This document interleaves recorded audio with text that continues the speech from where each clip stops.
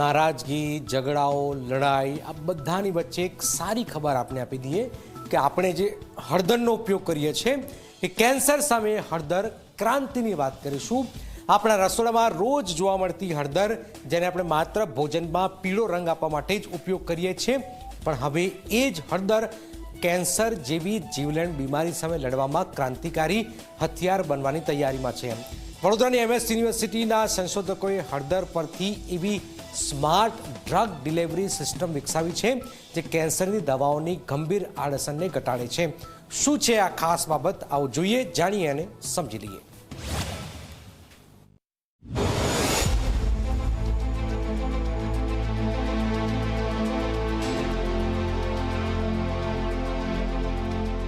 હળદર દરેક ભારતીય રસોડાનો અભિન્ન ભાગ, પણ હવે માત્ર મસાલો નહીં, વિજ્ઞાનની દુનિયામાં હળદર બની છે આશાનું કિરણ।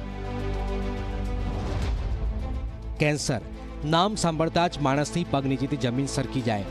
સારવાર ચાલે ત્યારે દર્દીને સહન કરવી પડે છે અસહ્ય પીડા। માથાના વાળ ખરી જાય, શરીર નબળું પડી જાય, કારણ કે કેન્સરની દવાઓ સારા અને ખરાબ કોષ વચ્ચે ભેદ કરી શકતી નથી।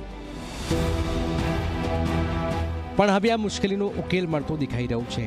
વડોદરાની MS યુનિવર્સિટીની સાયન્સ ફેકલ્ટીના કેમિસ્ટ્રી વિભાગના પ્રોફેસર સોનલ ઠાકોરના માર્ગદર્શન હેઠળ સંશોધક દ્વારા કિકાણી અને કૃતિકા પટેલની ટીમે એક અનોખી સ્માર્ટ ડ્રગ ડિલિવરી સિસ્ટમ વિકસાવી છે।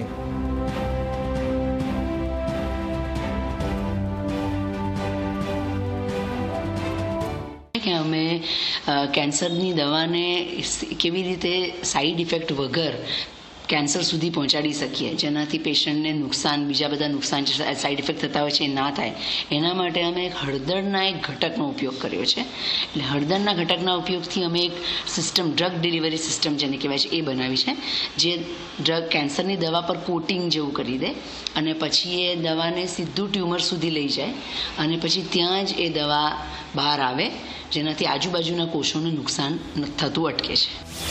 આ સંશોધનમાં હળદરના મુખ્ય ઘટક કર્ક્યુમિનને એગ્રીગેશન ઇન્ડ્યુસ એમિશન ટેકનિકથી નેનો પાર્ટિકલ્સમાં રૂપાંતરિત કરાયું છે। આ નેનો પાર્ટિકલ્સને દવાઓ પર કોટિંગ કરીને શરીરમાં દાખલ કરાય છે, જે સીધા કેન્સરના કોષોને ઓળખી માત્ર તેને જ ટાર્ગેટ કરે છે।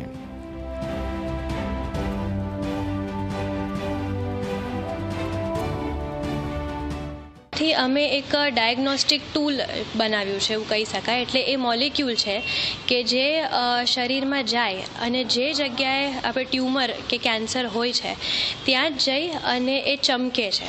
એટલે ડૉક્ટરને ખબર પડી શકે છે કે કેન્સર છે કે નથી, અને જો છે તો એમાં જે કેમોથેરાપી આપણે કરીએ તો એ કેમોથેરાપીની અસર થઈ છે કે નથી થઈ, અને ટ્યુમર કે કેન્સર ઓછું થાય છે કે નથી થતું।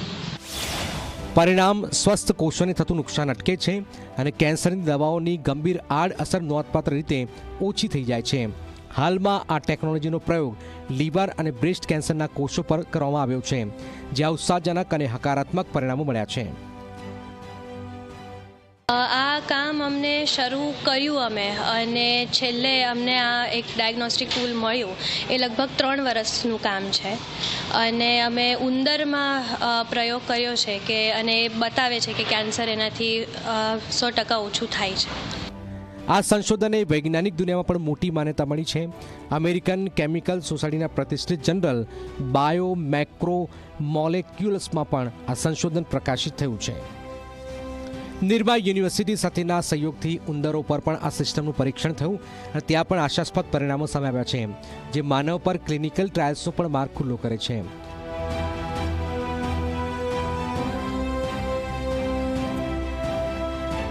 આજે અમારું પરીક્ષણ છે એનું આર્ટિકલ અમારું ઇન્ટરનેશનલ જર્નલમાં છપાયેલું છે, અને હવે અમે ઈચ્છીએ છીએ કે આમ કોઈ ફાર્માસ્યુટિકલ કંપની જો આગળ આવે અને અમને મદદ કરે તો અમારાથી આને આગળ લઈ જઈ શકાય છે। મને ઘણું બધું પોટેન્શિયલ દેખાય છે આ સિસ્ટમમાં। રસોડાની સામાન્ય હળદર અને અસામાન્ય વૈજ્ઞાનિક સિદ્ધિ, વડોદરાની MS યુનિવર્સિટીમાં થયેલું આ સંશોધન કેન્સરની સારવારમાં નવી દિશા આપનાર સાબિત થઈ શકે છે। જયંતિ સોલંકી, ઝી મીડિયા, વડોદરા।